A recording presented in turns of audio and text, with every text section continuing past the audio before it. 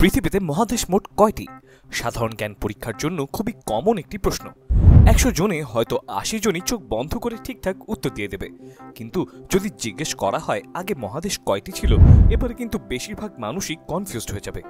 মজার ব্যাপার হচ্ছে একসময় পৃথিবীতে মহাদেশ ছিল একটি, সুপার কন্টিনেন্ট প্যানজিয়া। আজকের ভিডিওতে আমরা কথা বলবো এই প্যানজিয়া নিয়ে।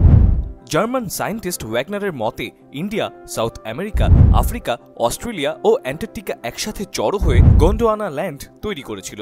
অন্যদিকে নর্দার্ন আমেরিকা, ইউরোপ, নর্থ ও মিড এশিয়া মিলে হয়েছিল লরেশিয়া।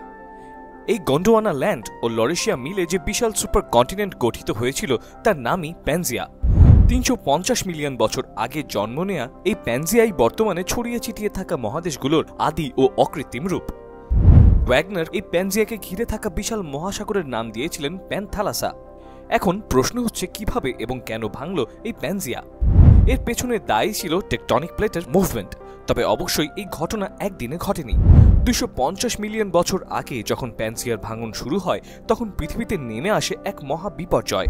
যে বিপর্যয়ে তখন প্রায় 90% প্রাণী বিলুপ্ত হয়ে যায়। প্রাণী জগতে ঘটে যায় বিরাট এক বিবর্তন। এভাবে শত কোটি বছর ধরে মহাদেশীয় ভাঙাচোরা ও বিবর্তনের মধ্য দিয়ে গেছে পৃথিবী।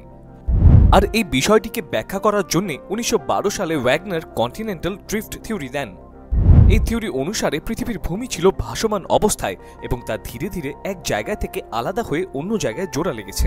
মজার ব্যাপার হলো কন্টিনেন্টাল এই ড্রিফটেরই ফসল হিমালয়, আল্পস পর্বতমালা ও গ্র্যান্ড ক্যানিয়নের মতো গিরিখাত। France, Italy, Switzerland, Austria, Slovenia থেকে শুরু করে বিস্তৃত আল্পস পর্বতমালা এই সবকিছুই আফ্রিকান ও ইউরোপের টেকটনিক প্লেটের সংঘর্ষে তৈরি হয়েছিল। উত্তর ও দক্ষিণ আমেরিকাকে কানেক্ট করা পাথুরে অঞ্চলটি প্রায় 17 মিলিয়ন বছর ধরে তৈরি হয়েছিল, যার ফলে পৃথিবীর জলবায়ুর ব্যাপক পরিবর্তন হয়। আটলান্টিক ও প্রশান্ত মহাসাগরের মধ্যে পানির ওপেন ফ্লো বন্ধ হয়ে যায়। দুই অঞ্চলের ভৌগোলিক পরিবেশ ও প্রাণীদের মাঝে পার্থক্য তৈরি হতে থাকে। মজার ব্যাপার হচ্ছে এই ভৌগোলিক বিবর্তন কিন্তু থেমে নেই, এখনো চলছে টেকটনিক প্লেটও। ভেবে দেখেন, একটা ভূমিকম্প কিংবা সুনামি কিন্তু বুঝিয়ে দেয় প্রকৃতির কাছে আমরা কতটা অসহায়। কন্টিনেন্টাল ড্রিফট থিওরিতে ভূমিগুলো বেড়ে চলেছে। এর মধ্যে নোটিস করার মতো জায়গা হচ্ছে আইসল্যান্ড। নর্থ আমেরিকা ও ইউরেশীয় প্লেটের অবস্থান একদম আইসল্যান্ডের মাঝেই।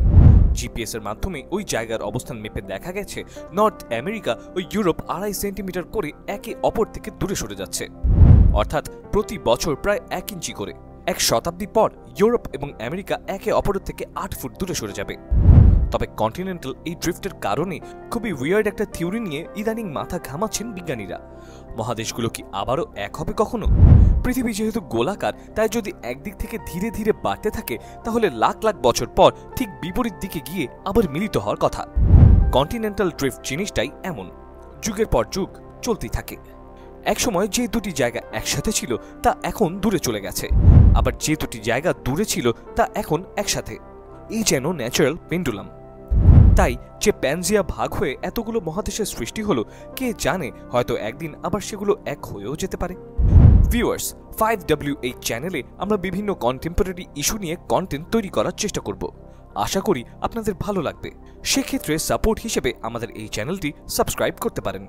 নিয়মিত আপডেটেড থাকার জন্য ক্লিক করতে পারেন বেল বাটনে। বন্ধুরা, প্যানজিয়া নিয়ে করা আমাদের আজকের ভিডিওটি আপনাদের কাছে কেমন লাগলো? ভালো লাগলে লাইক, কমেন্ট ও বন্ধুদের সাথে শেয়ার করতে ভুলবেন না।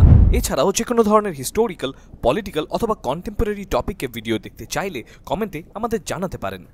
আজ তাহলে এ পর্যন্তই। খোদা হাফেজ।